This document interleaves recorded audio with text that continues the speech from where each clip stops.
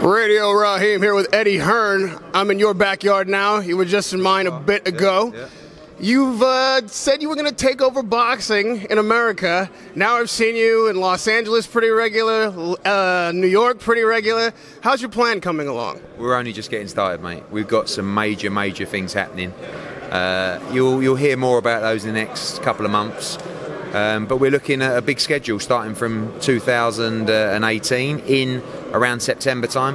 Got a big card April 28th, HBO with Danny Jacobs. And yeah, we're working behind the scenes, you know, as you'd expect.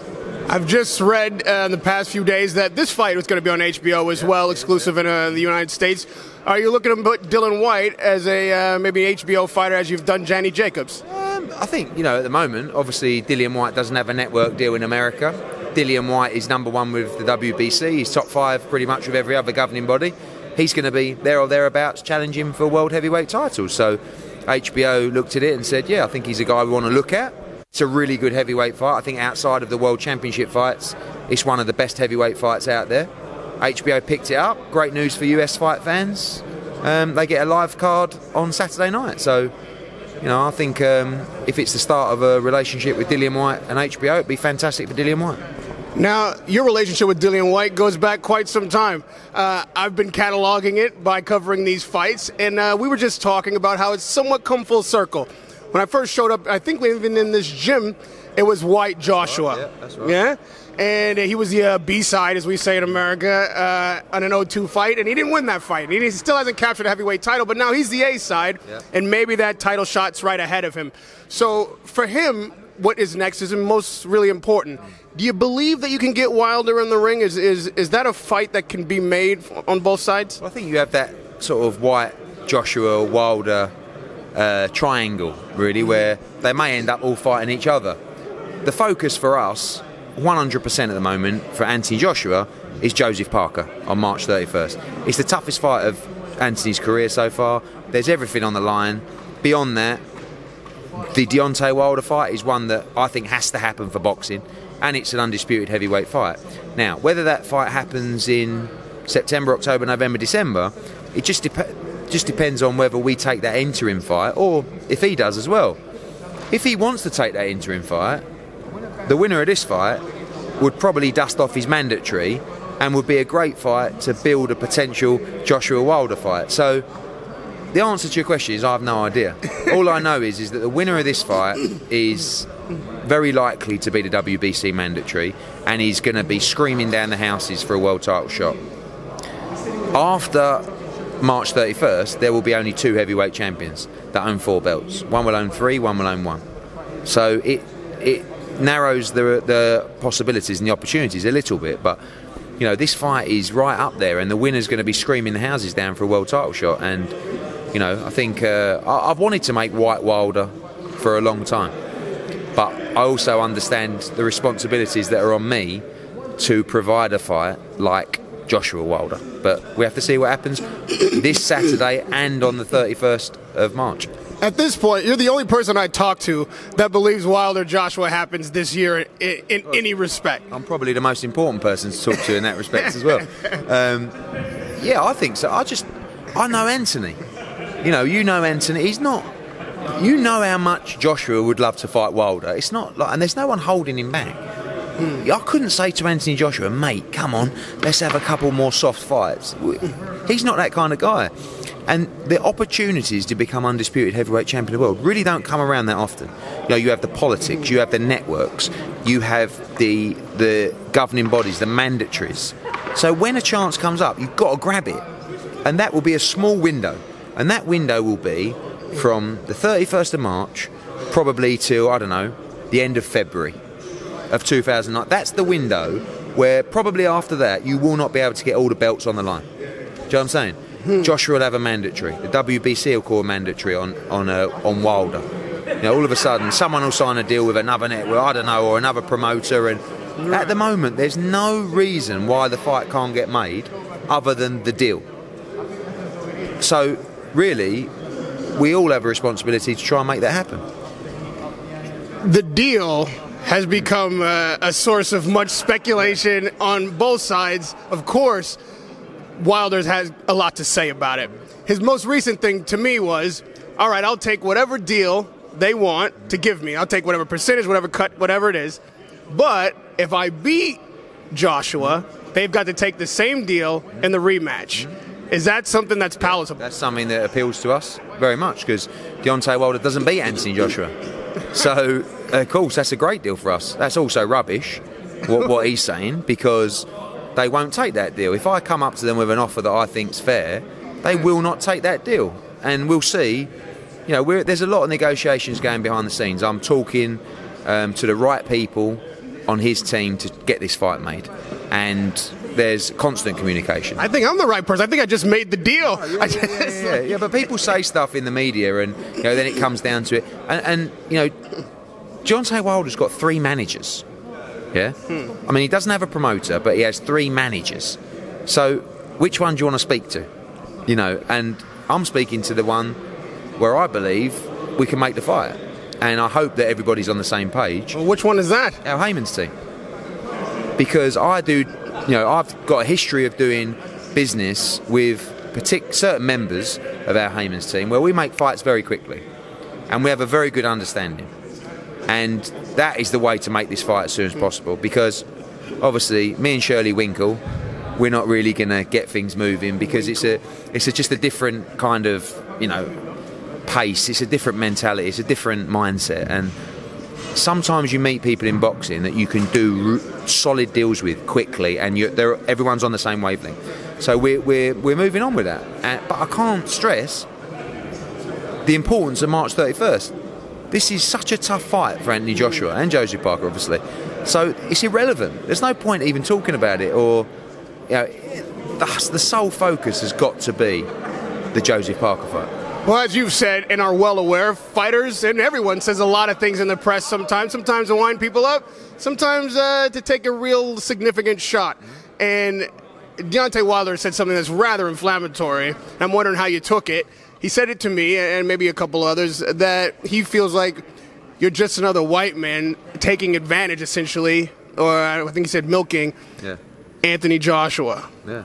How did that fall on your ears? Well, it's outrageous, really, but I liked some fighters' comments, particularly Ishii Smith, who I think came out and said, if making $20 a fight is being milked, please can you come and milk me, or something like that. You know, some fighters said that. And, you know, Anthony Joshua owns the pot. And I work for Anthony Joshua. And Deontay Wilder pays considerably more percentages to a team of people to promote him, to manage him and advise him than Anthony Joshua does. And Anthony Joshua earns 10 times how much Deontay Wilder makes in one fight, per fight. So if that's milking, he better bring his udders to me and let me have a good squeeze. Because Deontay Wilder needs some help. He needs some help from a real promoter. But Wilder's also controversial, he's wacky, he's a big personality. I mean, this is one thing I look at with US boxing. I'm like, how can Deontay Wilder not be a star? How is Deontay Wilder earning such a small amount of money? He's the WBC heavyweight champion of the world. He's a massive personality. He's a really good fighter. He looks the part. He talks the part. You know, he's the ultimate package. Yet still, his popularity level is very low. Not in terms of people disliking him, but in terms of reach. And he's making tiny money for World Heavyweight Championship boxing, like at that level. So, like I said, he needs some milking. But I think he knows what he's doing. He wants to cause controversy, and he's doing a good job. I like everything that Deontay Wilder's doing. Well, one thing that he's doing is having exciting fights. Yeah. They have explosive fights, obviously, Joshua as well. But what was interesting is that Luis Ortiz was with you for a bit and couldn't get a title shot. He comes over, Wilder doesn't have to take him, but does. Turns into an incredibly exciting fight. Wilder did have to take him because he was given a choice. There was no one else that the network was willing to accept other than Luis Ortiz, because they'd had enough, basically. And this is the problem Wilder's got moving forward now. He has to fight Joshua, or you might get to a position where the network turns around and says, we don't really want anything else. And with the Luis Ortiz fight, you have to give Wilder massive props for that fight. He looks like he always looks. He's technically poor, but he's very dangerous. But what he did show in that fight was a load of heart and a big set of balls, which is great because Joshua's proved that against Klitschko. Wilder's proved that. So that was a big night for Deontay Wilder in terms of his profile, in terms of his credibility, because before that, he's never boxed anyone of significant note in the division. That was his first real big fight. And again, he looked like he was finished. But he came through it, his stock rose, and it was a great night for the division and for Deontay Wilder. So I bring this up because there was almost, a moment in the fight with Dylan White and Joshua was like, oh, and then a moment with Ortiz and Wilder was like, oh. So you say that Dylan White should fight Dylan White should fight Wilder because he, proved his mettle against Joshua. See what Wilder has kind of success against him. We could say the same for Ortiz, right? Do you feel like Ortiz maybe has earned himself? If that interim fight happens, that would make sense, no? Yeah, I think Ortiz has probably earned not necessarily another shot. Joshua, possibly. Like we may have a mandatory in Alexander Povetkin as well. He's boxing next week on our card. That's going to get called at some point. This is why we have to take advantage of the Wilder fight. Joshua Ortiz is a good fight. Wilder against White is a good fight. I'm not saying that Dylan deserves the shot at Wilder because of his performance against Joshua. I'm saying that he's been on a winning streak since then, and he's mandatory for Wilder. So it wouldn't be like he's picking him, he's giving him a chance. At some point, Dylan White, if he wins on Saturday, will be mandatory for Deontay Wilder. So he would have earned that shot. But anything's possible right now. People are saying to me, what is going to happen? I have no idea. Wilder could fight Dillian. Joshua could fight Dillian. Dillian may lose. Wilder might fight Lucas Brown. Joshua might fight Lucas Brown. We might fight Ortiz. We might fight Jarrell Miller. We might fight Povetkin. I just don't know. But again, until next Saturday's out of the way, the 31st, after these 2 big weeks, all the smoke should clear. And hopefully after that we can say, right, this is what we're going to do. Now I'm going to let you go because we've got a few more opportunities to talk over the next couple of weeks. But last I was in the States, I came out of the fight and ran into Amir Khan. Yeah. You two are now tethered together in business, which is an amazing occurrence. But it's only amazing if the one thing that everyone's been waiting for, seeming like forever, can be made. Now everyone's in the same house. We got Khan, we've got Brooke, we've got Eddie Hearn, and everyone's at the same table eating. Can we put this fight together finally? What's that going to take? I hope so. Look, Kel looked great last time out. It was a big night for him. Rabchenko was always going to be tough. He smashed him to smithereens. It was a brilliant performance. Amir's now got to do the same. He's fighting the Greco. It's at 150 pounds. Kel could make 150, no problem in a fight. Again, there are opportunities out there for both guys. But I just feel like if we don't make that fight, one day we'll all look back and say, should have made that one, And I'm in the business of course, making money, but also putting on fights that people get excited about. And in a selfish frame of mind, that I get excited about. Like, I want to see that fight as a fan, And it's my obligation to make fights like that. So we'll have to see. But again, as I talk about the Parker Joshua fight, for Amir, it's April 21st. Look good on April 21st. We don't want a scraping performance. We want you to come out and look your razor sharp best, because Kel did it, and if Amir can do it, then we can start growing momentum into that fight. And it's the biggest money fight out there for both. And you think it's timing. The timing couldn't be better. Honestly. They're both coming off losses, but obviously now Kel's come back looking great. So he has the attention of the public. People say Kell Brook's back. Kell Brook's still got it, and trust me, he has. We want to say the same about Amir. We want people to come back and say, wow, Khan's still got it. He's razor sharp.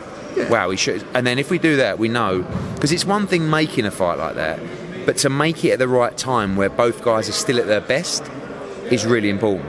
And we haven't missed that boat yet. Right. And I would have to say that they're both coming off losses to guys who were too big for them, and they actually earned a little medal for not even taking the fight, but then doing somewhat well. Stock rose in a Canelo fight, and so did Brooks in the Golovkin and Spence fight. This is what I'm saying. You know, I think it's a good time. I think they'll both have one more fight before we make that fight. And I think that will be for Kell probably in July, and for Amir probably in August. And then I think December, go for it. Which guy is the English crowd going to be behind when they finally both step in the ring? Amir's got a lot of popularity off the back of I'm a Celebrity. You know, I think he was a little bit misunderstood previously, because I didn't really know Amir. Every time I've met him, I thought he's a nice guy. But everyone I spoke to, honestly, says he's such a nice bloke, Amir Khan. But I don't think I think his PR's been a bit poor in the past. He goes on I'm a Celebrity and he's just being 100% him and honest. And I think people go, he's really likeable. You know, like he was saying some silly things. He had the episode with the spiders, which was hilarious. And your personality's kind of exposed in there, you know. And he's gained a lot of fans. I mean, we're about 200 tickets away from a sellout in Liverpool. 9,000. You know, it's going to be great. Is there any chance that he turns up for Joshua's fight, being that there's all this personal controversy? He and I talked about this as well. Let me take a step back. I have to know. Did that ever come across your desk, this whole he slept with my wife thing? Well, only at the time, because it was like, you know, I mean, you know, people make mistakes and people are sometimes quick to react, and, you know, that's all been dealt with. That's in the past. And, you know, I think Amir will be coming back probably next week. He might make it in time for the Joshua fight, but he'll be spending his last sort of 3 or 4 weeks in the UK, finishing off camp. Kell will be at the Amir Khan fight, so that'll be good, working for Sky. And it's good times for British boxing. Everyone's talking about boxing right now over here, and that's part of the, you know, part of the task is to put boxing on everyone's lips. The debates. Brooke Khan, who do you think? You know, Joshua Parker, what do you think? Or this one. People are talking about boxing, and that's very, very important to keeping the popularity of the sport. You've got Brooke going to Khan. It's Wilder's coming over for Joshua. Yeah. Is this just a wind-up? Like, even Joshua said, hey, if there's not a fight on the table, like, what is this? Joshua's, you know Joshua, he's not really into hype. Right. You know, he likes business. He likes, if there's a fight that's happening, no problem. But he doesn't, like Wilder's talking about getting in a ring, and it's just not WWE. We're not going to have that moment. No, we're not, because the fight's not made. Listen, they can shout at each other from ringside, and I'm sure they will. But if Wilder wants to come over and just cause a scene and raise his profile off the back of Anthony Joshua, we're not. Joshua's not big on that. Do you know what I mean? If you want to sign a contract, great. We'll make the fight, no problem. But you're not coming on. This is the fight of Joshua's career. After the fight, if successful, we will do our interviews. He will get his family in the ring like he always does. He's not going to go head-to-head with someone else after putting his heart on the line against Josie Parker. Do you know what I mean? So, but it's a big opportunity for Deontay Wilder to come to the UK. There'll be a lot of eyeballs on him next week. So, you know, it's great profile for him building the fight. He can talk the talk. He'll be doing his stuff for Sky, commentating on the fight. He'll be asked 1,000,000 times a day about Anthony Joshua, and he can put his views across. And I believe. Would you speak to him directly? Yeah, of course. Of course. He doesn't have a promotion. You know, I don't believe he has a promotional contract with anyone. I'd love to work with Deontay Wilder. Make him huge. Make him the real money. But I've got no problem dealing with his management as well. But I would sit down with Deontay Wilder and explain to him our mindset, which is, don't worry, because this fight has to happen. We may only get one shot at this undisputed heavyweight championship, you know, and you might lose, by the way. We might lose. So if we get the chance, we've got to make it. And lastly, Eddie, and this I really do mean lastly this time. You said that about I can't ever have these conversations without shaking Tyson Fury from the back of my mind. He won't let us. Yeah. He's saying he gets credit for making Joshua a star. He's lent everyone the belt. Still. So now he's looking fit. Yeah. I don't know what the licensing situation is, but he appears to be game to fight for real, and he's talking a big game about these titles and really this money being deservedly his. Yeah. How do you react to that, and where does he fit in this triangle? Is it a square or a triangle? Yeah, I mean, Fury is a guy we want to fight as well. The bravado and the reality are two very different things. The reality is he wants to come back and have 3 fights against some real low-level opposition. to get himself, and I don't blame him for that as well. We've had talks, but you know, to create the kind of money that I think he wants, I can't be providing those kind of fights to people, you know. But let him do his thing. If he comes with us, great. If he doesn't, we'll see what happens down the line. Obviously, if he's with us, it's a lot easier to make the Joshua fights and stuff like that. But the only thing on Anthony's mind right now is Joseph Parker, and long term, or even short to mid term, is even forget Deontay Wilder. He's just become an undisputed heavyweight champion of the world. So whoever that is who Joshua wants. Do you know what I mean? He wants to fight Fury because he thinks it'll be great fun and it'll be a great event. And by the way, there are still people that say, you know, he's the linear champ, whatever that means. And you know, yeah. But the reality is, he wants to hold all the belts and he wants to be the undisputed heavyweight champion of the world. That's Joshua's 100% focus in life right now. And to do that, he has to go through the champions. So Fury is not on the radar in that regard, but he is on the radar in the regard of big fight and big money and something that we'd all enjoy. Sure. Well, something we'll all enjoy is coming up this Saturday night at the O2 Arena. Dillian Whyte and Lucas Brown are getting it on.